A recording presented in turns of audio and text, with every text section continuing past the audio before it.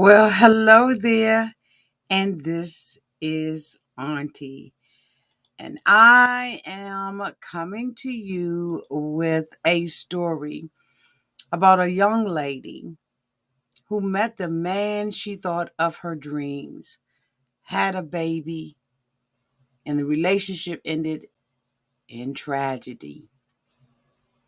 This subject matter may be triggering to some, so please watch with caution. Let's talk about Melody Megginson.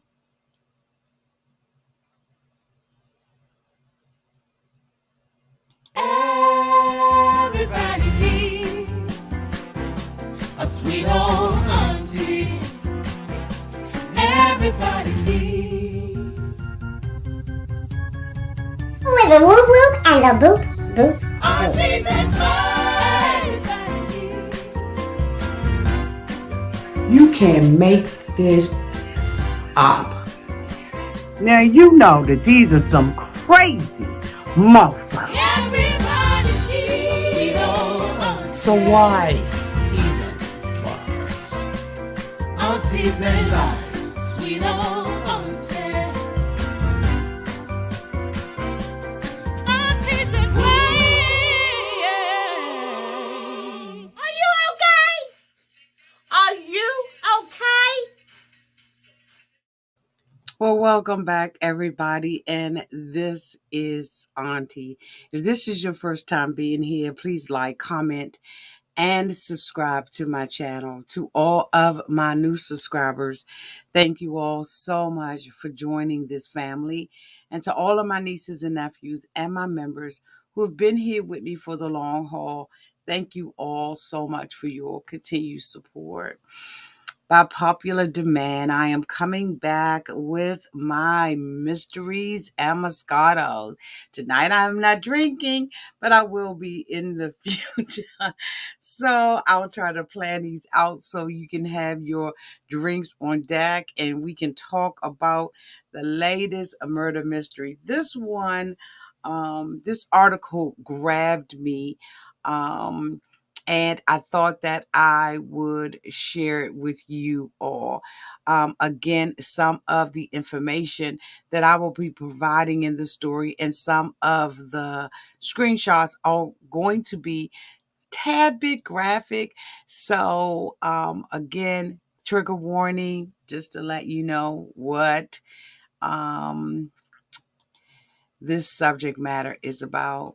So, in 2019, a young Alabama mother was shot in the head by the father of one of her children and now lives with a bullet lodged in her brain. The doctor said that it was too dangerous for them to remove it. This young lady name is Melody Megginson. And when I heard her story, I was absolutely intrigued by it. Because one of the things that she closes with is something that I talk about all the time on this channel, and that is purpose. God has given all of us a purpose, a reason, and a season for being here. And it is imperative as people, and specifically and particularly as women, that we know what our purpose is here on this earth. I believe that there's a lot of purpose that is currently laying in the grave. And so I am thankful that Melody is not named among one of those people. But as we all know, when we get to be a certain age, even when we start off as children, we want to know what our purpose is. What are we here for? What are we assigned to do? What people are we assigned to? And I have learned over the past couple of years that I am assigned to you. So that your life may be better, that you may mature, that hopefully there's something that I say or something that I do that inspires you to reach for your goals, to dream, to live, to imagine, and to find your divine purpose for being here on this earth. So we meet Melody, and Melody is a young woman. She's a single mom, and she is looking for love. Who isn't looking for love, right? Some people find it and some people never do. But Melody was walking the street one day and she met this young man. And when she met him, the two of them began to date one another. And she thought, you know what? This is the man of my dreams. Shortly after meeting one another, the two of them began to have an intimate relationship with one another and eventually begin the process of creating a family. Melody found out that she was pregnant.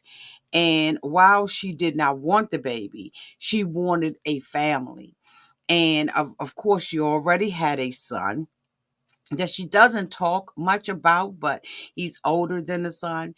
But she found out that she was pregnant by this gentleman. So let me put my glasses on so that I can bring these people up for y'all. Okay, so y'all can meet these mofos. Okay, because I think y'all want to meet them. So this gentleman is the one that she met in the street. Okay, his name is John Neely. Now, Melody, by her own admission, did not give herself an opportunity to really know who this person was. And a lot of times, when we believe that, our biological clock is ticking, or we believe that, it's just time for me to meet somebody, our pickers are off. When we are settled and we are fulfilled in our own lives, our self-esteem is intact, our self-image, all of that kind of stuff is intact. We don't usually go with the first mofo that come along. But Melody met John and thought, this is the man that I want to build a family with. What Melody did not know is that this mofo already had some issues, okay, going on with him. And she admitted that, she didn't know. And so the two of them move in together and, she has her baby and she's in this relationship with him. But as the relationship progresses, she realizes that he is very abusive. Now, up until a certain point, he had not put his hands on her. But he wants to know where she is, why she's there, what time is she going to be home. He began to be very controlling and possessive. How many of you all know that just because you are not being physically touched does not mean that you are not in a bad relationship? Now, while she ignored all these red flags, as many women do, I think it was her desire to have a family, because a lot of times when we are unwed and we have children, we believe we've made this irreparable mistake.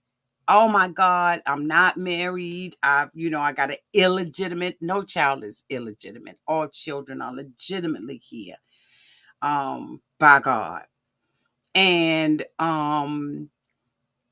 she got into this relationship with him and she wanted a family. So she did not, all of her,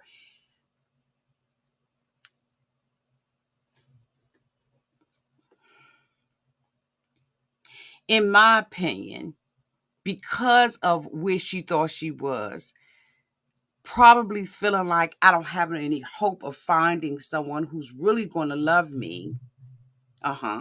She stayed in this relationship. And then too, a lot of times we don't see signs of abuse. We just don't, we don't, it doesn't click with us in the beginning. until it sometimes becomes physical.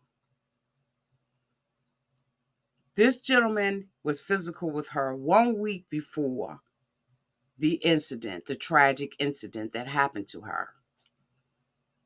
He became physical with her, and they had a fight, a physical fight.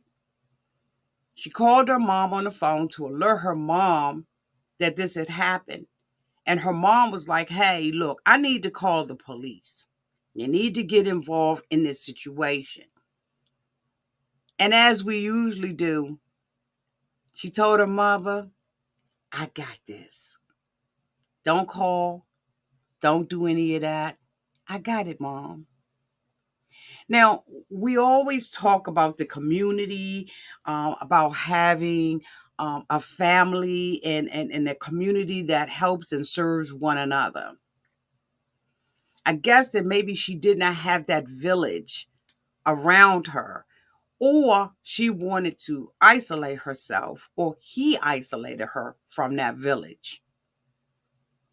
We know that when we are in relationships and, maybe someone has something negative to say about the situation, we want to kind of push everybody out, because we want to be right and we want to be in love and we want to find this, purpose for being here. And her purpose at that time was to have a family with this man. Now, believe it or not, weeks before she had just had his baby, 5 weeks before he put them paws on her, she had just had a baby by him, a little boy. And now she finds herself being assaulted by the man that she loves, thinking, I can fix this, I can undo this. This was just an isolated incident. No, no, no, no, no, no, no, no, no, no. Nothing is an isolated incident. So it says, I'm going to be reading from an article. I'll put it in the comment section so that you all can read it in its totality. But it says, after the couple moved together, Megginson, Melody, noticed changes in Neely. The man she originally thought was a charming businessman because he had told her he owned a business, grew increasingly possessive and controlling. What Melody, assumed to be victim of attempted murder, did not know was that Neely was in fact already a criminal. He was out on bond on a capital murder charge in connection with an August 9th, 2016 shooting death of another man in East Birmingham. Even though she did not know Neely's full background, Melody was aware that the relationship was toxic and she tried to get out, something she believes that he was discovering. So she knew, at this point, that the situation in the relationship is bad and, she's trying to get out of it, but it's too little, too late. And as when you do something, either you do it very quickly or you do it strategically and methodically. There's an old saying that says you never let your right hand know what your left hand is doing. So I don't know what plans she was putting in place, but you don't ever let your right hand and your left hand know what you're doing. And this is the time when you need community in that village more.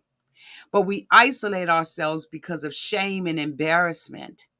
Let me tell you something. If you find yourself in this situation right now, there's nothing to be embarrassed about.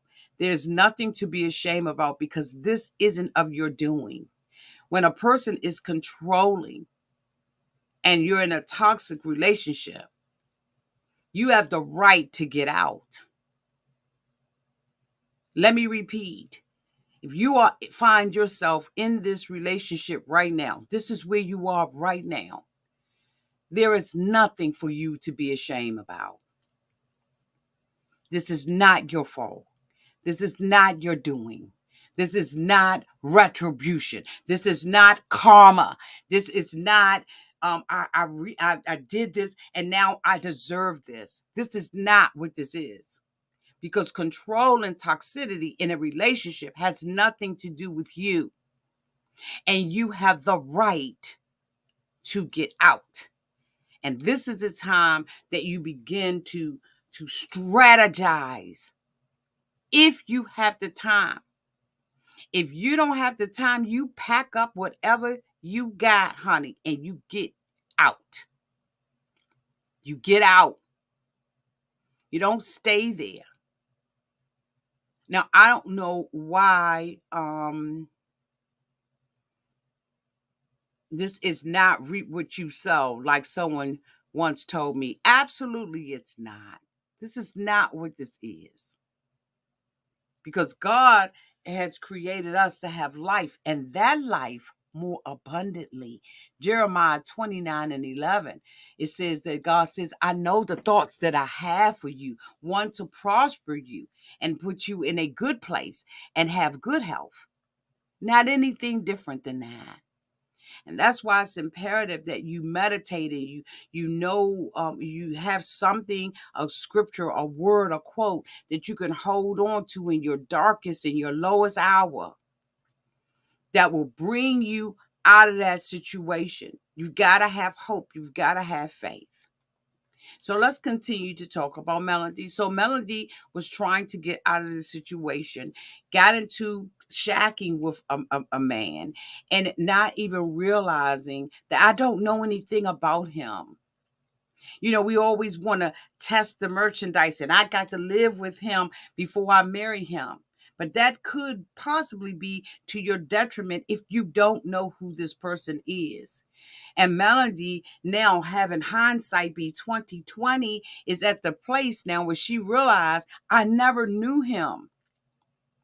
Don't be quick to want to have a relationship because all your other girlfriends are getting married and you want to have a family and you want to be like your girlfriend. You know, you're the only one don't have anybody because you don't know what they're going through and what it took for them to be in this relationship. See, you never can count up the cost for somebody else because everybody's going to hold their receipts. They're not going to let you know what it's taking and what it took for them to be in this relationship. Trust me, everything shiny ain't gold or diamonds. You have to make the best decisions for your life. And before you move in with someone, you have to make sure that you know them.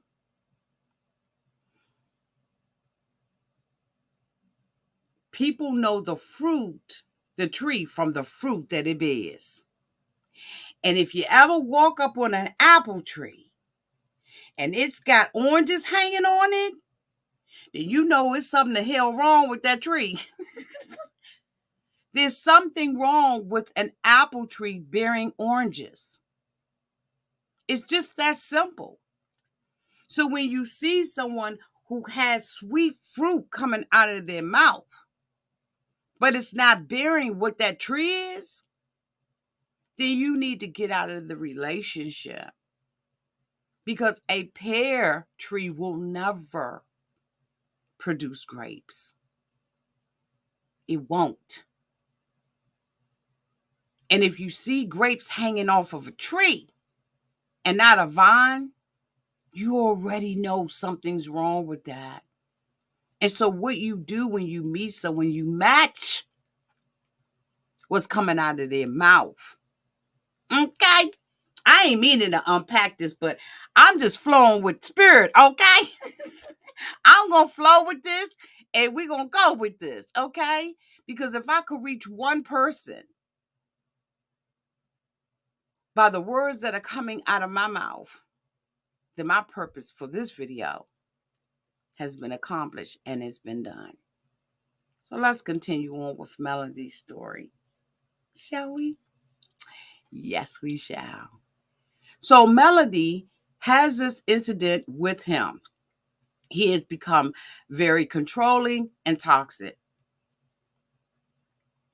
Okay? Melody now gets a telephone call. She's out in the street with her kids. She said that she never went anywhere without her kids.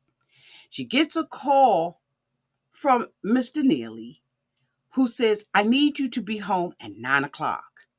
Now, she had just moved into this community, so she wasn't really familiar with it, and she needed to use her GPS to get home. She told him on the phone, I'm on my way, and I may be a little late because I'm using my GPS. She gets to the house at 9 o'clock, and he's not there. And she's like, okay, so what was the urgency? In the middle of the night, as Melody is resting comfortably in her bed with her two boys, he comes home. He wakes her up out of her sleep and puts a revolver in her side and says, get in the truck. So now here she is, startled, being woke up with a piece of iron in her side. A piece of steel in her side, and being told to go outside. So she gathers her children. She gets into the truck. He forces her into the truck, and they drive. She remembers going under a bridge, and that's it. Everything else is a blank. She has no idea what has happened. Later, neighbors discover her body laying in John Neely's father's driveway. So let me show you all the house.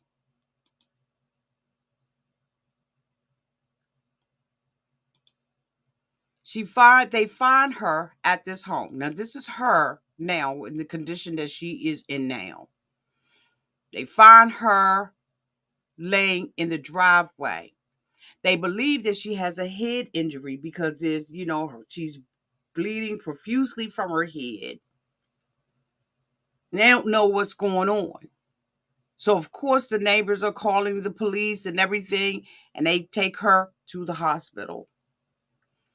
They believe that she has a head puncture, but they don't have any idea that she has been shot in the head by the man that she just had a baby by 6 weeks before, prior to the incident. And so now she is in the hospital fighting for her life. No family, no friends, isolated.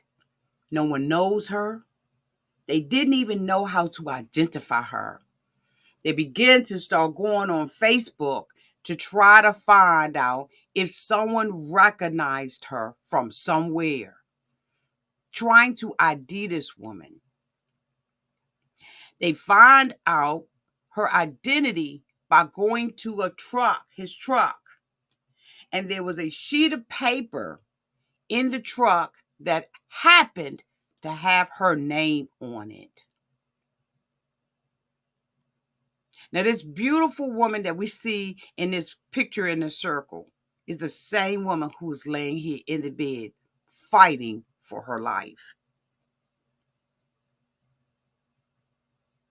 Based on the paper, they were able to identify who this Jane Doe was. It's Melody Megginson. And now they can start the process of going to find family, next of kin. And so they go and they find her mom, who lives in another state. And they reach out to the mother and tell her about her daughter. She says, someone called me and told me that my daughter had been shot. She said at first it didn't connect to her. She was like, this is somebody playing a prank call or whatever. But then as they began to go on in the conversation, she realized that this was her daughter. Now, the mom is disabled, living in another state, doesn't have a lot of money. And so she's trying desperately to get to her daughter. But the mom automatically says, John Neely did this to my daughter. So, of course, they reach out, they find John, and they say that John, because they found the truck, right? They reach out to John and say, bitch, you got to turn yourself in. You're wanted as a suspect in an attempted murder case. Now, again, he's already got a previous record, although he has posed as a businessman to Melody. So the mom is reaching out to family and friends and everybody to try to get to her daughter. The mom finds out that she's been in the hospital now for 4 days and says, "Where are her kids?" And the cop is like, "What? What do you mean?" She says she got 2 children. Where are the children? Now, mind you, when he dumped her, when she got into the car, she had her children with her. When she's found in the driveway of his daddy's home, she doesn't have any children. And so they put a plea out, and the children magically show up at a firehouse. Now, she's laying in the bed, doesn't have any idea what has happened to her. Okay, because at this point, she's in a coma. They're trying to save her life. And they're not even sure, according to the mother, if she's even going to survive this. They say that most people who have had trauma to the head don't even survive it. The bullet went into her head, but there was no exit wound. So this bullet is still in Melody's head, and Melody is totally unaware that her 2 sons, nobody knows where they are, and they show up at a firehouse. Now, the mother wasn't able to get the children because, of course, she's in another state. They're already in the system now. They're wards of the state. And she's laying in a hospital fighting for her life. The mom gets there, and the doctors are giving her the diagnosis of, and what they speculate. They don't know whether or not she's going to come out of it or not. She has wires everywhere. She has a trach in her throat so that, she will be able to breathe. They've done every operation. She actually went through 13 different operations for them to save her life. And now 2 months have gone by of her laying in the intensive care unit with a mother who cannot constantly be by her side because of all the things that are going on with her. The mother said that she got there and she held her hand, and her father held the other hand. And she said, "Melody, can you hear me? Can you hear me? We're here. If you can hear me, squeeze my hand." And so she squeezes her mom's hand. And the doctors tell her, "Oh, that's just a reflex. We don't believe she's actually there." But the mother, having the instinct that only a mama can, said, "No, my baby can hear me." She intentionally squeezed my hand. And beyond all hope, the mom is like, "My daughter's coming out of this." How many people know about a mama's prayers? How many people know about the effectual, fervent prayer of a righteous man, that it avails much? Her mama believed, and so she received. So 2 months after being in this state, Melody starts to come through. The swelling that is in her eyes and in her face and all of that is starting to go down. And they're seeing slow progress, slow progress, slow progress, but progress nonetheless. Until one day, Melody came out of that coma and was on the road to recovery.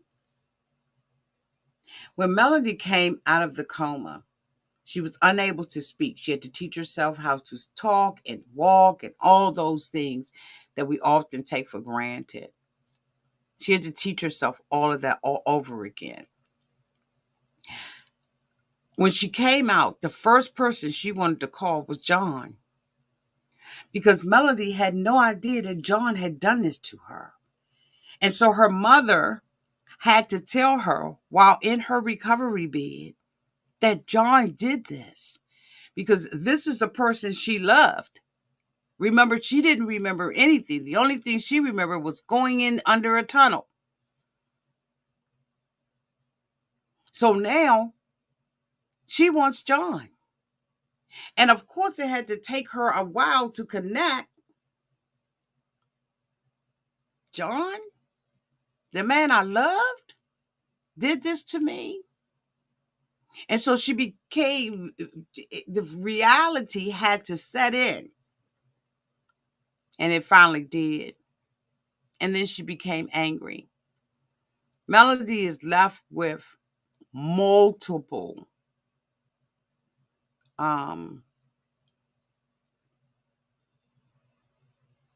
choices and decisions that she's got to make as it relates to this man and her current circumstances. But what Melody doesn't realize is that she's lost her children as well. Can you imagine this happening to you? Your life changes in an instant.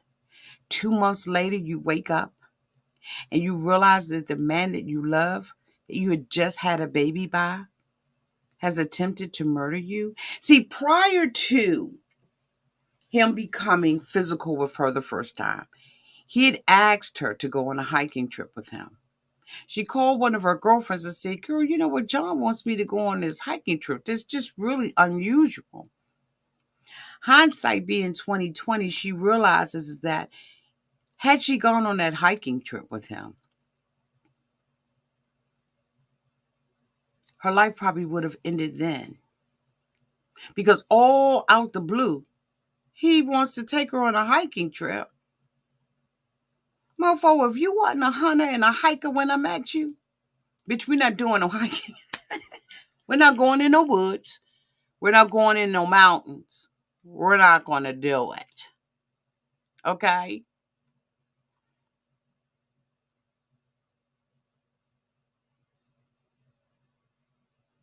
The doctors said that they categorized her as a miracle.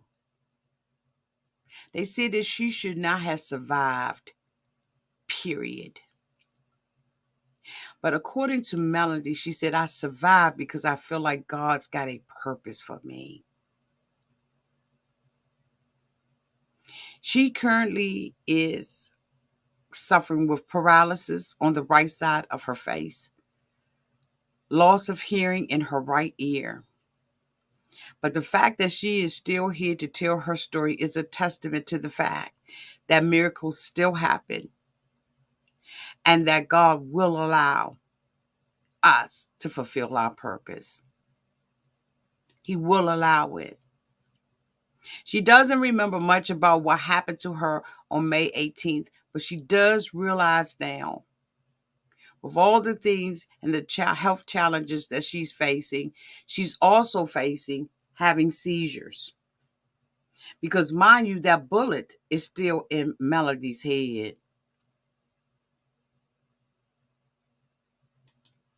It's still in her head.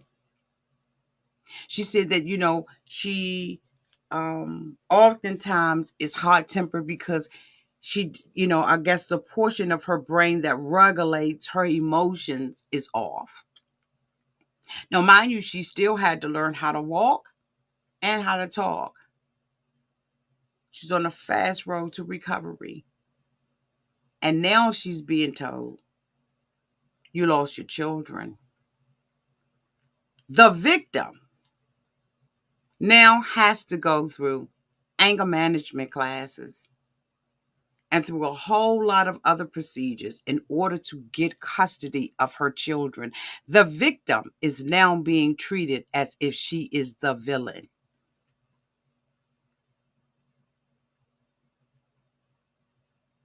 Where is the protection for her? Where's the protection for women who go through things like this? Know your rights in the state in which you live. Because there was no one in her family to get the kids during that time period. Her mother certainly wasn't able to do it. She could barely even afford to fly to be at her daughter's bedside. And now she has to go through procedure after procedure and step by step just to get her children back.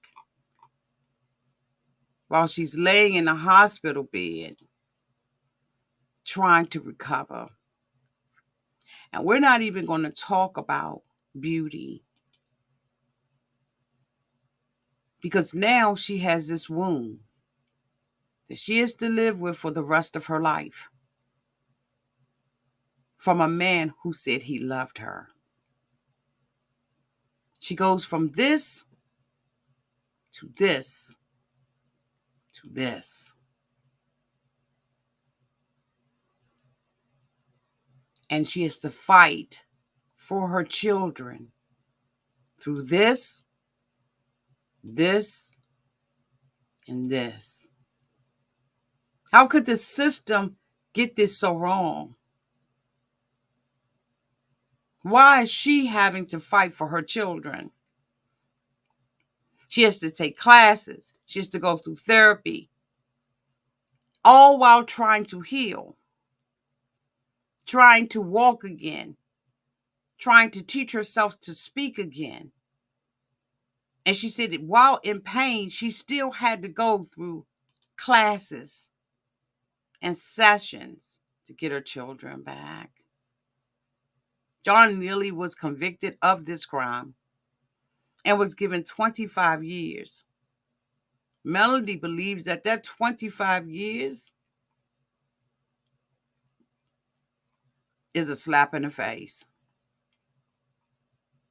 A slap in the face.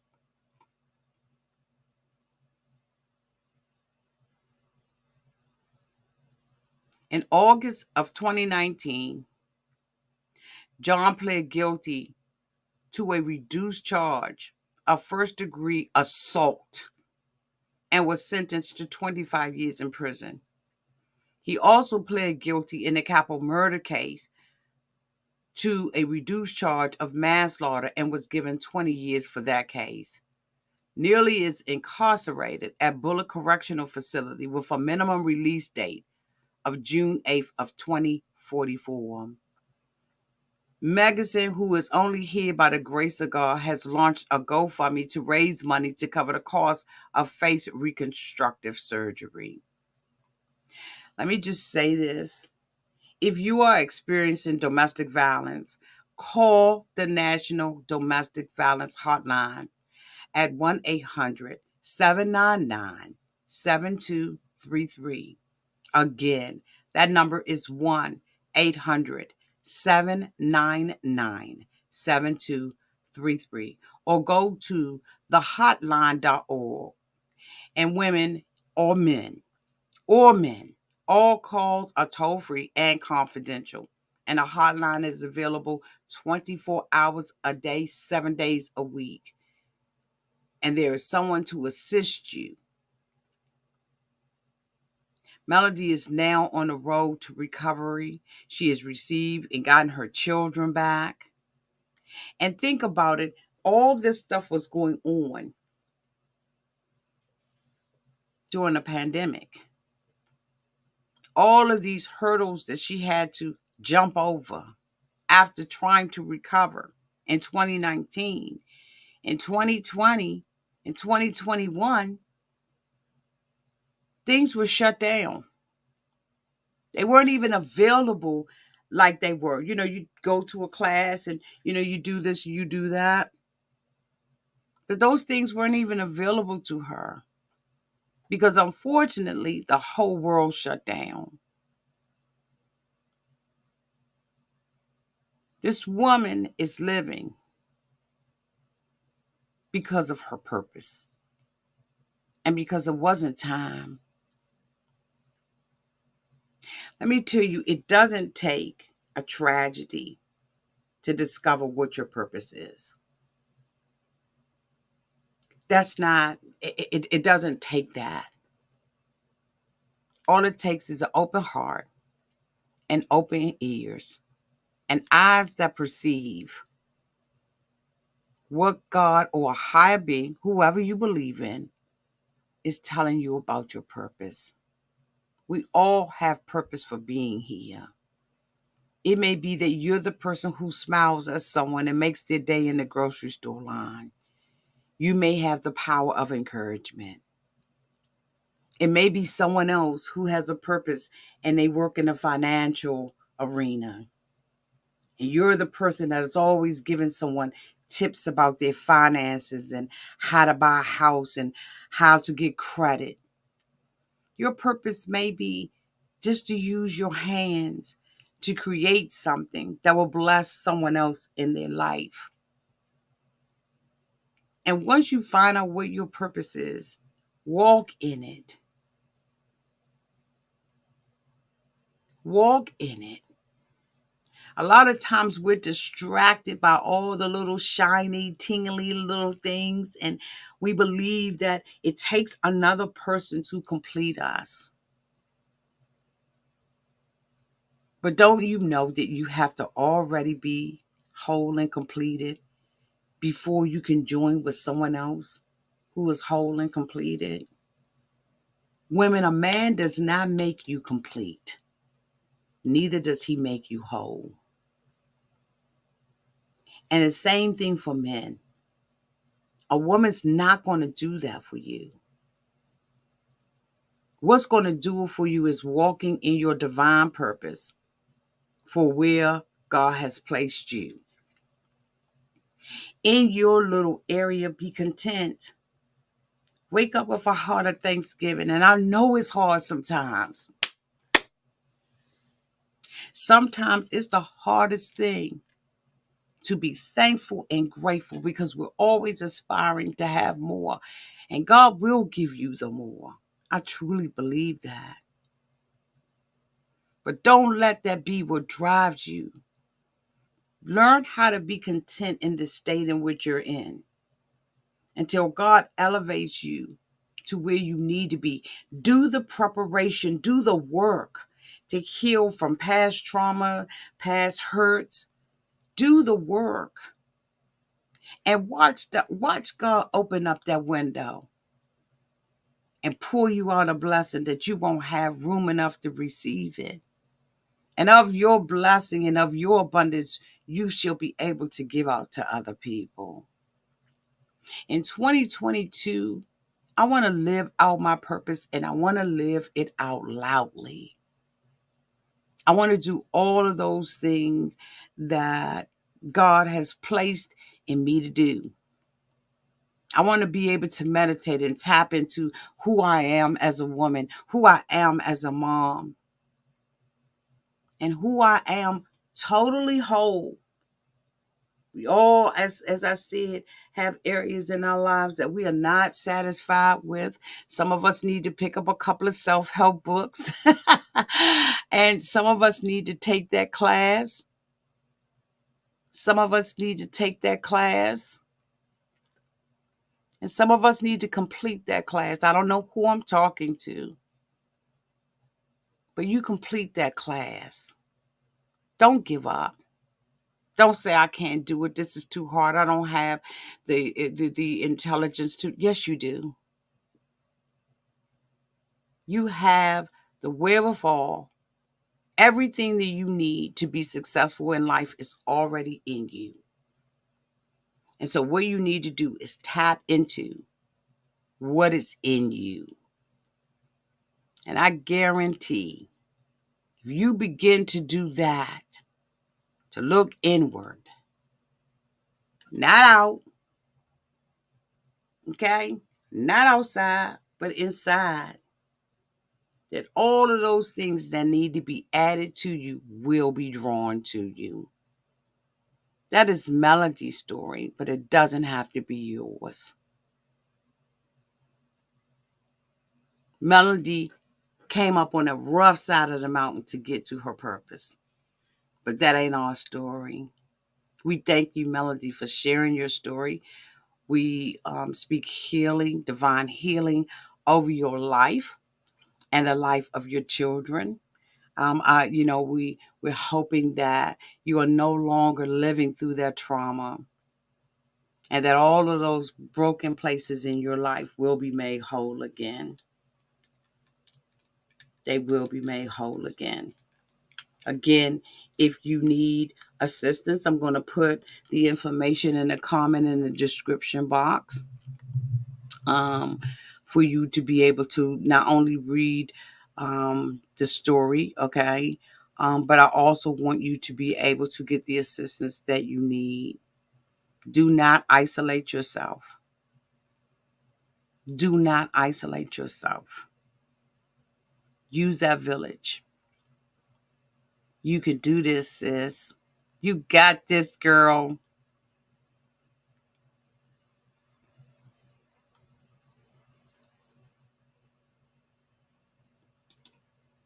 Thank you, Barbara. It always gets worse if you stay. Get out, girl. You got this. I love you all to pieces. Thank you so much to my moderators who always keep the chat nice and safe. I love you all to pieces. And y'all have a blessed night. I'll talk to you all soon with our next story. Bye, y'all.